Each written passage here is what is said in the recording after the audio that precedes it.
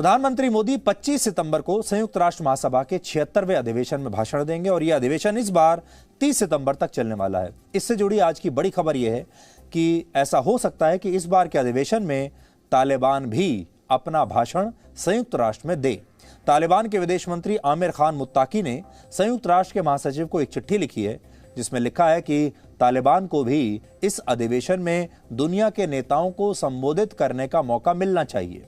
तालिबान ने इसके लिए अपने प्रवक्ता सुहेल शाहीन को संयुक्त राष्ट्र में अफगानिस्तान का विशेष राजदूत नियुक्त कर दिया है और इस खबर से जुड़ा लेटेस्ट अपडेट यह है कि तालिबान की इस अपील को संयुक्त राष्ट्र की क्रीडेंशियल्स कमेटी के पास भेज दिया गया है।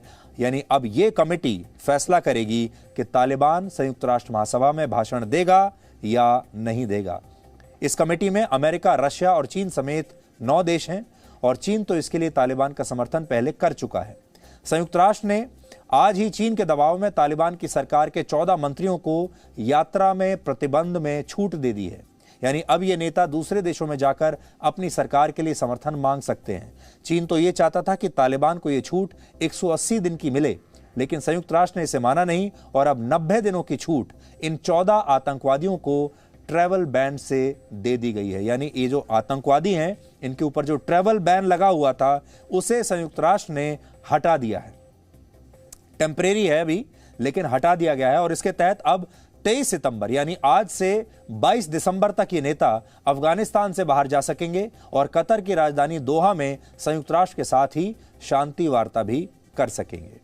कहने का मतलब यह है कि संयुक्त राष्ट्र के मंच पर तालिबान को लाने के लिए चीन पूरी कोशिश करेगा और वो इस क्रीडेंशियल्स कमेटी का हिस्सा भी है।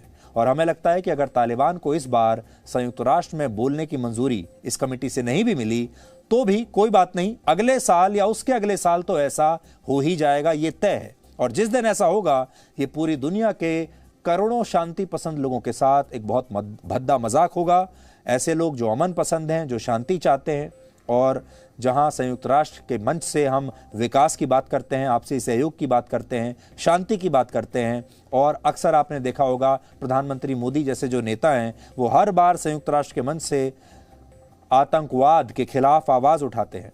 लेकिन सोचिए, जब इसी मंच से तालिबान के आतंकवादी भी भाषण देने लगेंगे, इस मंच पर वो भी आ जाएंगे, तो पूरी दुनिया आतंकवाद के बारे में क्या बात करेगी। ये दुनिया के बड़े बड़े नेता आतंकवाद को रोकने के बारे में युद्ध छेड़ने की बात किस मुंह से कर पाएंगे। इसलिए ये एक बहुत बड़ा मजाक है और अब भविष्य में आप इस बात के लिए तैयार हो जाइए। तालिबान की जब बात हो रही है तो आज आपको यह भी जानना चाहिए कि काबुल यूनिवर्सिटी में पढ़ाने वाले 70 प्रोफेसर्स ने एक साथ इस्तीफा क्यों दे दिया है। ये टीचर्स इसलिए नाराज थे क्योंकि तालिबान ने काबुल यूनिवर्सिटी पर एक ऐसा वाइस चांसलर थोप दिया जिसके पास सिर्फ एक बैचलर ऑफ आर्ट्स की डिग्री है, जबकि पिछले वाइस चांसलर मोहम्मद उस्मान बाबरी के पास पीएचडी की डिग्री थी। अफगानिस्तान की मीडिया रिपोर्ट्स के मुताबिक मोहम्मद उस्मान बाबरी को उनके पद से इसलिए हटा दिया गया क्योंकि वो उच्च शिक्षा के हक में थे। हालांकि उन्हें हटाने के बाद अब काबुल यूनिवर्सिटी तालिबान के खिलाफ विरोध का एक नया चेहरा बन गई है और ऐसी भी संभावना है कि आने वाले दिनों में वहां और लोग यूनिवर्सिटी से इस्तीफा दे सकते हैं। काबुल यूनिवर्सिटी के नए वाइस चांसलर मोहम्मद अशरफ गैरत का विरोध भी इसलिए हो रहा है क्योंकि कुछ साल पहले उन्होंने अफगानिस्तान में पत्रकारों की हत्या को जायज ठहराया था और कहा था कि सारे पत्रकार जासूस होते हैं और उन्हें मर जाना चाहिए। इससे आप समझ सकते हैं वाइस चांसलर के लिए तालिबान की पसंद का पैमाना क्या है।